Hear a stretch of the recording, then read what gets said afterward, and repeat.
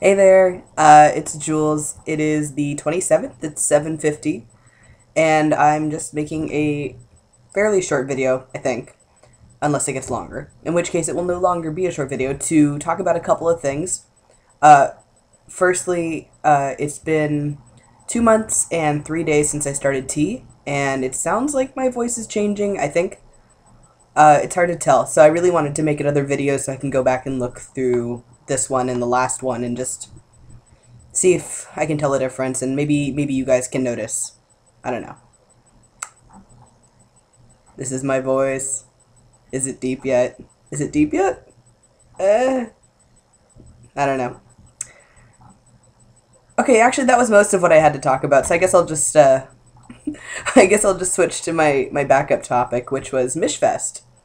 Which, for those of you who are not lesbians or queer or have not gone to Mishfest, it's the Michigan Women's Music Festival, which takes place every year in Michigan.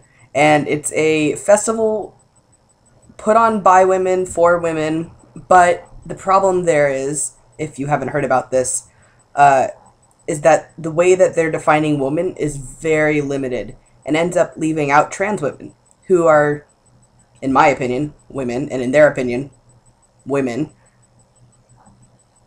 So the definition they're working with is like woman identified woman, which I don't really fully understand the ramifications of what that means. Woman born woman, what is that? I mean, that's just, that doesn't describe a body, and that doesn't describe a gender, and that doesn't describe a political status.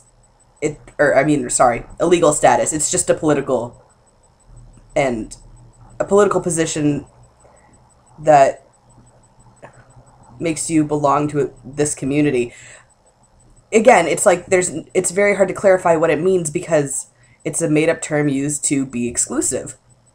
So anytime you have to make up terms to be exclusive, you're going to end up hurting someone. And in this case, the people who have suffered most at the hands of this policy are trans people, particularly trans women who are actually woman identified and would like to go to this festival. I went 2 years ago. It takes place probably this week, actually. So I went 2 years ago, and I was kind of genderqueer identified at the time, somewhere lesbian-ish. So I went with my girlfriend at the time, who also at that moment identified as a lesbian. So we had heard about it from her parents, who were big fans of the festival, and decided to go. And it was, all politics aside, one of the coolest experiences I've ever had. I mean, I was surrounded by women with fairly similar politics, and it was just, great music and camping, and it was so much fun. It was a really wonderful community building experience out in the middle of Michigan, and I loved it. So coming back after that and starting to come out a little bit more as trans or identify that way, and then finding out the scandals about the festival was a really upsetting combination. And the following year, I was very seriously considering going, and then I just couldn't handle being in the closet for 2 weeks just to go to a music festival. And although so many of I had made so many friends there and I wanted to see them again, it just wasn't compatible for me. So I didn't go. And this year, obviously, I mean, I'm going through a lot physically that would make me, I guess, less of a woman in their eyes and unfit to take their space, which is, I understand having a festival for people who identify as women. That's fine. But I'm just sad that I can't occupy that space anymore.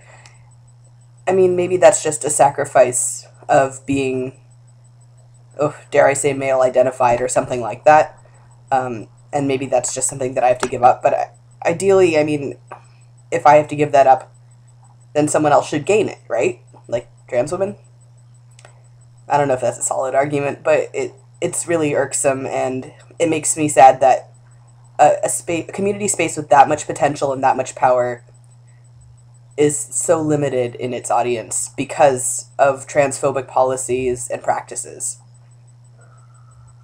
There, other people have tried to counter it, especially one group in particular is Camp Trans, which sets up almost literally right across the street from Mishfest and is a trans space, but I've heard things about that too. I've heard that it's a predominantly white space, which is a problem for a lot of trans women of color, or that, there aren't enough dykes there for the people who are dyke identified, and it's just, it's not a perfect space because it's set up as a protest camp, and it's set up in such a way that, although its presence challenges the presence of Mishfest, I don't know how many walls it's tearing down by just sitting next door.